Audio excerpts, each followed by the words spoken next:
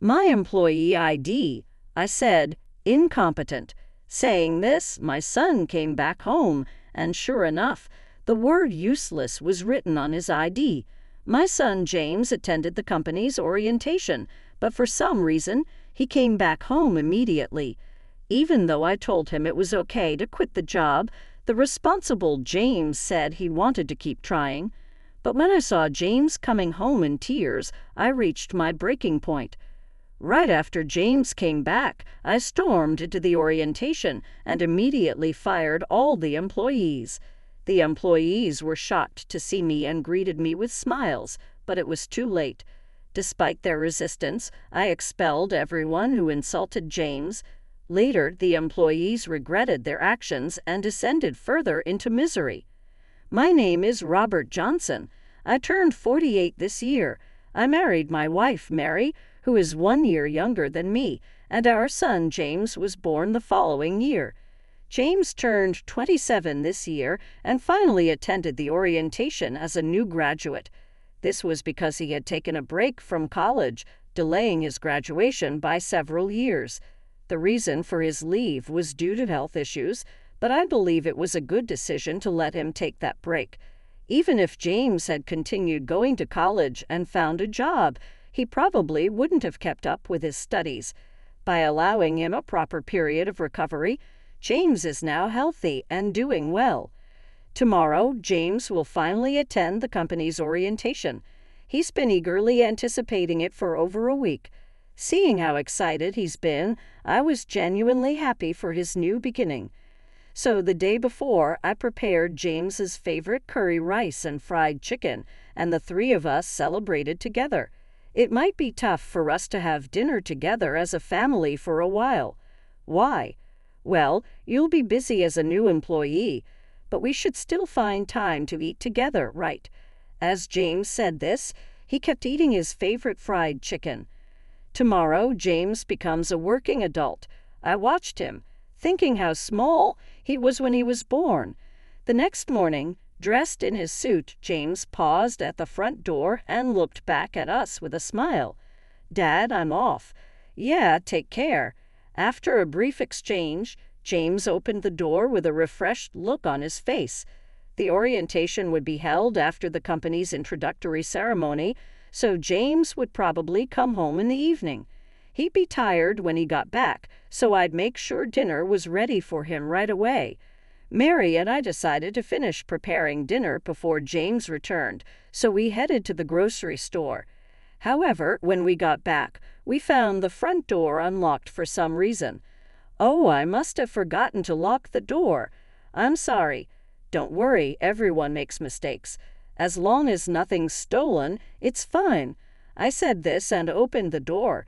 There I saw the dress shoes that James had worn that morning. "Wait, he's already back? I thought the ceremony just ended. What's going on?" "James, where are you?" Feeling something was off, we headed to the living room. There we found James with red, teary eyes. "What happened? Is everything okay?" My employee ID said, "Useless." Shocked by James's words, I took the ID from his hand. Sure enough, the word useless was written in large letters with a marker. "What is this?" "This is terrible." When they handed me the ID, it was already written on it. Why would they do something like this? They said it was because I'm older than everyone else. Apparently, someone did this because they found out James was older than the other new hires. I couldn't forgive anyone for doing this to my precious son. "I'll take care of this." "It's okay, I can handle it. I'll work hard from tomorrow." Even though I wanted to do something, James insisted I shouldn't. But no parent can stay silent when their beloved child is hurt. After comforting the crying James, I headed to the company. It seemed the orientation wasn't over yet. It was about to end, but I barged in anyway. "It looks like my son was harassed by someone. Does anyone know anything about this? Hey, what do you think you're doing? Get off the stage." A man with a badge that said Daniel around his neck spoke to me as I forcibly took the stage. Still, I continued without caring. Someone wrote useless on James Johnson's employee ID. Does anyone know who did it? "Oh, you're his father. Do you know something?"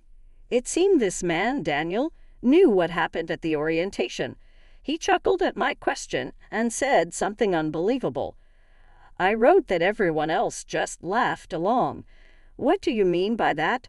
I asked. "If you're so curious, you can watch the video," Daniel said, bringing over a camera set up next to the stage. It was there to record the orientation. Not knowing what to expect, I watched the video, and what I saw was shocking. In this company, they hand out IDs to each new employee on stage. There was James with a stunned expression on his face as he received his ID. While James stood there frozen, Daniel spat out these words: "This guy joined 4 years late. That's why he's more useless than everyone else." At first, the employees were all stunned, but as Daniel continued, laughter gradually broke out. "We're supposed to hire only competent people, so why did someone like you get in? Why are you doing this to me? It's because you can suffer even more in the future." James was publicly humiliated for no good reason, and it must have deeply wounded him. To make matters worse, Daniel and the other new and current employees laughed at James as he cried, "What's wrong? It's true your son is useless." "Right, on what grounds? He just took a few years off from school."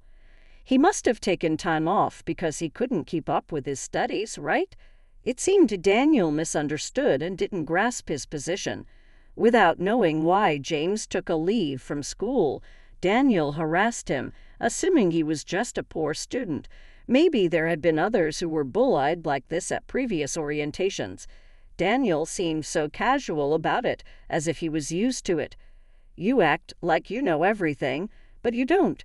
You're probably not much of an adult yourself. Just look at you. Isn't that right?" As soon as Daniel said that, all the employees laughed loudly. Why were they all listening to him like this? I wondered if Daniel held some kind of power. Otherwise, it would mean all the employees had bad personalities. Either way, my only concern was protecting James. Taking a deep breath, I said, "All of you leave here right now." "What? Are you out of your mind? If anyone's leaving, it's you." "Are you sure about that? What are you trying to say?" The employees still seemed to take this situation lightly. They must have thought I was just some crazy guy watching the scene unfold before them. But that was because they didn't know who I really was. So I decided to reveal my true identity for the first time. "I apologize for the delay. My name is Robert Johnson. I'm the next CEO of this company." "What? The next CEO?" "You may not have met me, but you've probably heard my name. Actually, my father, John, is the current CEO of this company. I'm currently the CEO of a subsidiary, but when my father steps down, this company will be mine too." Since I rarely interacted with the employees, few recognized me as the next CEO. In fact, as soon as I introduced myself, the laughter stopped completely. "I've heard the name, but there's no way that's true." "Why are you so sure?" "Because that would mean your son might be the future CEO too, right?" "That's correct. So you realize you've done something truly outrageous." After a brief silence, Daniel clapped his hands and laughed loudly. It seemed he didn't believe I was the next CEO. "Why don't you come up with a more believable lie? This is just too much." "That's right. Can you leave now? You're ruining our orientation." As I continued to stand there, the employees began voicing their complaints. Worse yet, they started badmouthing me and James. "Being called useless is your own fault, isn't it?" "Well said. You'll make a great employee someday." "I just got a compliment. Wow." Watching Daniel and the employees, I felt sick to my stomach. I couldn't believe the employees at my father's company could be so cruel. But what was happening before my eyes was the reality. I quietly took a business card from my breast pocket and handed it to Daniel. "What's this?" Daniel took the card, laughing, but as soon as he read the text, his face turned serious and he started trembling. "Do you understand now? All of you are fired on the spot." Hearing the word "fired," The employees began to stir. No way, but even if you're the next CEO, firing everyone is too much. Is it? You called the next CEO's son useless, and you all mocked me. I don't want to work in a place with employees like you, and I won't let my son work here either. It's true I'm not the CEO of this company yet, but if I show my father what happened here, he'll surely agree with me. The disorientation is over. Go home and await your punishment. I took the SD card from the camera and left. Then I headed straight to my father, showing up at the airport out of the blue. That's unusual. What's going on? Did something happen? My father was surprised since I came without any notice. He was supposed to be late for the orientation due to a business trip, so I came to pick him up at the airport. I handed the SD card to my father, who was still unaware of the situation. I need you to see this. It's footage from today's orientation at your company. What do you mean? Did you attend the orientation? Just watch. You'll understand. I played the video from the SD card on a computer at my parents' house. My father watched in silence, but his clenched fist showed he was clearly angry.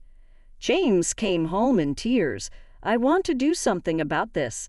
I never imagined my employees could be like this. I want to fire them immediately. Firing everyone might be a bit much, I replied. It seemed difficult for my father to imagine the company without any employees. They've always operated with a small team, and everyone was fairly competent. I'll think about it. For now, go home and take care of James, okay? I will. As my father instructed, I went home that day.